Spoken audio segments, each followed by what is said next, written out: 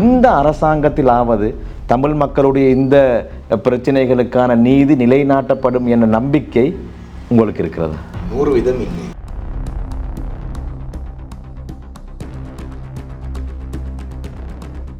நான் சொன்னது போல துரதிர்ஷ்டவசம்தான். நாங்கள் நீதி எங்களுக்கு மறுக்கப்பட்டு கொண்டிருக்கின்றது. எங்களுக்கு எதிராக குற்றங்களை செய்தவர்களே தான் எங்களுக்கு நீதி வழங்குறதா இல்லையான்றதை தீர்மானிக்கிற சக்தியாக இருக்கிறார்கள்.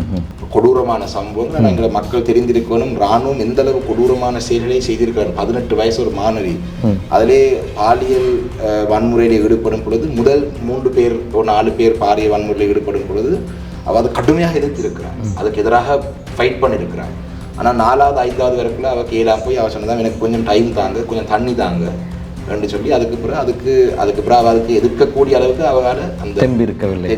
என்னன்னு தெரியாது, எல்லாம் ஒரு பேசுவதற்கே ஒரு கதைக்க முடியாது. நிச்சயமாக அப்படியான ஒரு நிலையிலே ஒரு தமிழ் பாராளுமன்ற உறுப்பினர் பாராளுமன்றத்திலே பொய்யான புலையான தகவல்களை வழங்குவதன் ஊடாக இந்த செம்மணி மனித புதைக்குழிலே உண்மையாக நீதி கிடைக்க வேண்டும் என்று போராடுற எங்களை போலவர்களுக்கும் ஒரு கஷ்டமான ஒரு விடயம் வரும் என்றால் இப்படி ஒரு பொய்யை சொன்னால் நான் ஒரு ஏஐ ஜெனரேட்டட் இமேஜை வைத்துக்கொண்டு இந்த கிருஷாந்தி ஒரு குழந்தையுடன் அதெல்லாம் கிருஷாந்தி 18 வயசு ஒரு பாடசாலை மாணவியப்ப இந்த அநியாயத்தை எதிர்க்கக்கூடியவர்கள் நமது சமூகத்தில் இன மத மொழிபேதம் இல்லாமல் இருக்கின்றார்கள்.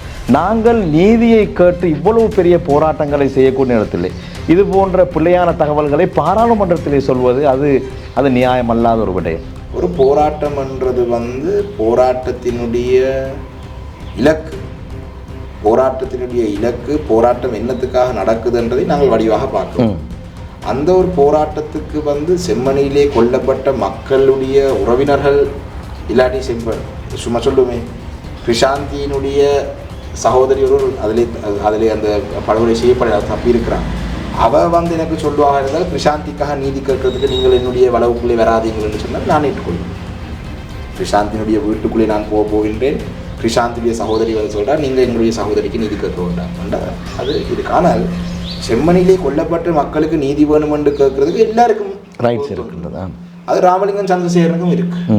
இந்த அரசாங்கம் இனவாதத்தை இல்லாமலாக்க வேண்டும் என்பதிலே குறியாக இருக்கின்றார்கள். இனவாதம் இல்லாமலாக்கப்பட வேண்டுமாக இருந்தால் தமிழ் சமூகத்திற்கு இழைக்கப்பட்ட அந்த பிரச்சனைகளை சிங்கள சகோதரர்கள் பேச வேண்டும், முஸ்லிம்கள் பேச வேண்டும், எமக்கு இழைக்கப்படக்கூடிய நேரத்தில் தமிழ் சகோதரர்கள் பேச வேண்டும். அதாவது நீதியை யாரும் கேட்க வேண்டும். அப்போதுதான் இனவாதம் இல்லாமலாக்கப்படும். கோட்டாபய ராஜபக்ஷ, மஹிந்த ராஜபக்ஷ போன்றவர்கள் நேரடியாக சொன்னார்கள், மாகாண சபை தேர்தலை நடத்த மாட்டோம், அதிகார பகிர்வை வழங்க மாட்டோம், விசாரணைகளை செய்ய மாட்டோம், காணி அதிகாரங்களை வழங்க மாட்டோம், காணி விடுவிப்பை செய்ய மாட்டோம்.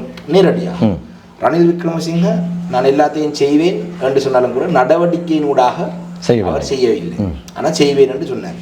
ஆனால் இந்த அரசாங்கத்தை பொறுத்தளவிலே தமிழ் மக்களுடைய வாக்குகளையும் எடுத்து, சகோதர இஸ்லாமிய தமிழ் பேசும் மக்களுடைய வாக்கையும் எடுத்து, மலையத்தில் இருக்கிற தமிழ் மக்களுடைய வாக்கையும் எடுத்து, எல்லா தமிழ் மக்களுடைய வாக்கையும் எடுத்து வந்த பிறகு இந்த அரசாங்கம் தமிழ் மக்களுக்கு எதிரான, தமிழ் பேசும் மக்களுக்கு எதிரான பல இன்னொரு சந்தர்ப்பத்தில் நாங்கள் இன்றைக்கு செம்மணியை பற்றி பேசுவதற்கு தான் கூடுதலாக நாங்கள் நேரத்தில் இன்னொரு நாளில் இந்த அரசாங்கத்துடைய விடயங்களை பேசுவோம். ஆனால் கிழக்கு மாநிலத்திலையும் பல மனித புதைக்குழிகள் இருக்கின்றது. அதுகளும் மகிழ்வு பணிகள் ஆரம்பிக்கப்பட வேண்டும். சகோதர இஸ்லாமியர்கள் புதைக்குழியிலே அடக்கம் செய்யப்பட்டவர்கள் இருக்கிறார்கள் என்று சொல்லி அண்மையிலே மட்டக்களப்பு மாவட்டத்திலே சில கருத்து எல்லா விடயங்களையும் முழுமையாக விசாரணை செய்யணும். ஆனால் இதிலே இலங்கை அரசாங்கத்துக்கு இந்த ஃபொரென்சிக் டெஸ்டிங் செய்வதற்கான அந்த பலங்கள் இல்லை. இதான் இதில் இருக்கிற மைனஸ் இல்லை, இதில் இருக்கிற பிரச்சனை. ஒரு சர்வதேச ரீதியான ஒரு விசாரணை முறை ஒன்று இலங்கையிலே வந்தால் மாத்திரம்தான் ஈஸ்ட குண்டுடிப்பாக இருக்கட்டும், மனித புதகுலியாக இருக்கட்டும், கொல்லப்பட்ட மக்களாக இருக்கட்டும், இனாலிப்பாக இருக்கட்டும், இந்த அனைத்து விடயங்களை பற்றியும் ஒரு நம்பிக்கை வைக்கக்கூடிய வகையான ஒரு விசாரணை எடுக்கலாம் என்று நான் சொன்னேன். இந்த அகழ்வு பணிகளிலே ஈடுபடுற பேராசிரியரே இப்படி ஒரு நிலப்பாடை சொல்லும் பொழுது அதுக்கு அங்கால இந்த சிஸ்டத்திலே நாங்கள் நம்பிக்கை வைக்க முடியாது.